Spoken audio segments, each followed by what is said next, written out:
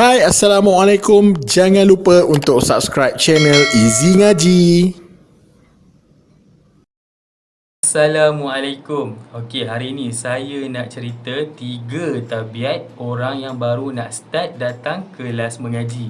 Kenapa saya ambil title ni? Sebab saya bekerja di bahagian pendidikan Al-Quran. Okey, ini adalah daripada dasar pemerhatian saya lah sepanjang saya berada di sektor pendidikan Al-Quran ni. Tabiat yang pertama adalah kebanyakan orang yang baru nak start mengaji ni, diorang nak kelas yang percuma berbanding kelas yang berbayar. Bila diorang dengar je kelas berbayar ni, diorang macam pelik. Kenapa kelas Al-Quran perlukan bayaran? Kenapa kelas Al-Quran ni nak duit? Bukankah kelas Al-Quran ni kena percuma? Okey, mari kita betulkan persepsi anda semua di luar sana tu. Dan kecam lagi, dengar dulu. Okey, kenapa kita adakan kelas yang berbayar dan kenapa ada kelas yang percuma? Kita kena faham, kelas yang percuma ni mungkin guru Al-Quran kita ni ajar tak secara deep, tak detail sangat. Diorang ajar tapi diorang tak akan ajar secara detail. Mungkin ada sebab-sebab yang tertentu, bukan disebabkan diorang gila duit. No, jangan fikir macam tu. Dan kenapa pula ada kelas yang perlukan bayaran? Kita kena fikir macam kita hantar anak-anak kita sendiri, nak masuk ke sektor-sektor pendidikan, mesti perlu keluarkan duit. Kerana apa? Sebabkan buku, modul-modul, mungkin disebabkan ada aktiviti-aktiviti yang ada dalam pendidikan tersebut. Oleh itulah kita perlu adanya kelas Al-Quran yang berbayar. Kita kenalah appreciate guru-guru kita. Takkan diorang nak keluarkan alio tu free je. Ya, mungkin diorang tak nak pun duit kita, tapi kita kena fikir kenapa kalian perlu keluarkan duit dalam pendidikan ni tersebut. Okey, itu tabiat yang pertama lah. Kita masuk tabiat yang kedua. Tabiat yang suka membanding-bandingkan guru A dengan guru B, guru B dengan guru Z, guru Z dengan guru C. Kita suka membanding-bandingkan. Kita yang baru nak start pergi kelas ni, jangan suka banding-bandingkan guru A dengan B lah, B dengan C lah. Cuba kita dekatkan diri, cuba kita dekat dengan circle mereka. Kita tengok dulu macam mana cara penyampaian mereka, barulah kita boleh komen. Nak komen tu pun berpada-pada lah. Jangan kita komen ni macam kita tahu semua. Cakap baru nak start kelas mengaji, tapi kita kecam guru-guru kita tu seolah-olah kita ni dah maksum sangat ke? Janganlah macam tu, okey?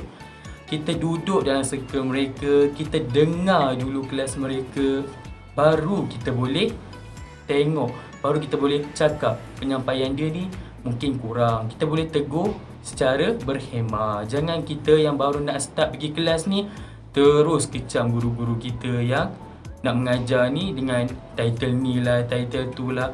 So, tabiat yang kedua ni yang suka banding-bandingkan guru ni, harapnya bila dengar video ni, janganlah kita ada persepsi suka membanding-bandingkan guru-guru tersebut.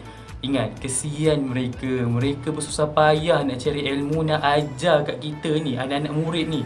Bukan senang ya jadi pendidik. Kita yang nak datang ke kelas ni, perlulah berhati terbuka, dengar sahaja. Tinggalkanlah title-title kita ni ada pangkat datuk ke datin dan sebagainya. Kita bila dah berhadapan dengan guru, kita kena beradab. So, tabiat yang kedua ni, jangan kita sukalah membanding-bandingkan guru-guru Al-Quran ataupun guru-guru lain lah. Kita jangan suka membanding-bandingkan, okey? Tabiat yang ketiga ni pula, tabiat yang ketiga ni lah yang biasa kita dengar. Macam saya sendiri, tabiat yang ketiga ni lah yang ada lepas ambil result UPSR. Teka-teka, apakah itu? Okay, kita teruskan lah. Yang ketiga ni adalah tabiat yang suka membandingkan institusi pendidikan Al-Quran ni dengan pendidikan lain. Contohlah macam kenapa saya kaitkan dengan lepas ambil UPSR tu. Sebab bila kita dah ambil result UPSR tu, mungkin jiran-jiran kita akan tanya kat mak-mak kita, anak kau berapa? Nanti nak hantar sekolah mana? Jangan hantar sekolah A tu. Sekolah A tu budaknya jahat-jahat. Asyik buat benda-benda tak elok je. Cikgu dia tak ajar kot. Amboi, kemain dia. Kita yang tak tahu macam mana circle institusi tu, kita jangan main kecam-mengecam.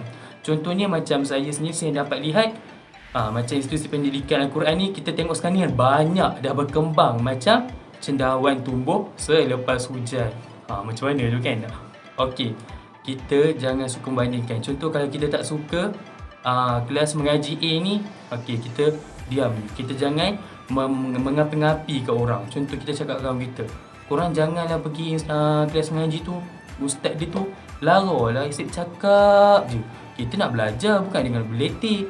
Kita kena ingat, kita ni yang baru nak belajar ni, cuba duduk. Macam tadi, macam tabiat kedua tadi saya betulkan, kita kena berada dalam circle mereka dulu. Kita duduk, kita dengar, kita tengok cara penyampaian mereka. Macam mana cara pendidikan mereka dekat situ. Janganlah kita ni yang tak tahu apa, terus kecam bila dengar orang cakap dia, terus kecam. So, saya harap lepas ni kita ubahlah persepsi tu. Kita berada dulu dalam circle mereka, baru kita boleh olah. Jangan suka membanding-bandingkan kelas ni lah, kelas tu lah. Kita pergi dulu, kita ingat kita nak belajar ni sebab apa? Sebab nak dapatkan ilmu. Ya, saya tahu mesti ramai yang kata, memanglah aku nak pilih yang ni, nanti aku tak faham macam mana. Ya, tahu. Tapi kita janganlah suka membanding-bandingkan orang, membanding-bandingkan tempat ni tempat tu sampai orang lain takut nak datang ke tempat tersebut. Bayangkan kita dah menutup periuk nasi orang, tak ke? Jahat namanya tu. So kita sama-sama lepas ni sama-samalah kita buka minda balik. Bila dengar video ni, apa yang saya cakap ni, mana yang baik tu ambillah dia sebagai iktibar, mana yang buruk tu janganlah ambil pula kan. So saya cakap ni bukan untuk mengiya-iyakan company yang ada. Ini adalah untuk perkongsian pemerhatian saya sebenarnya saya berada di sektor pendidikan pengajian Al-Quran ni. So saya harap lepas dengar video ni, anda semua dapatlah sedikit tentang masyarakat-masyarakat yang berfikiran tentang 3 tabiat tadi. Semoga kita semua dijauhkan daripada tabiat tersebut. Ingat, kita nak belajar sebab nak dapat ilmu. Ingat lagi satu, ayat Al-Quran ni kita tak boleh main. So mestilah kita perlu belajar dengan seikhlas mungkin dan kita perlu dengar kata guru-guru kita tersebut. Okey, terima kasih. Itu sahaja perkongsian saya. Assalamualaikum.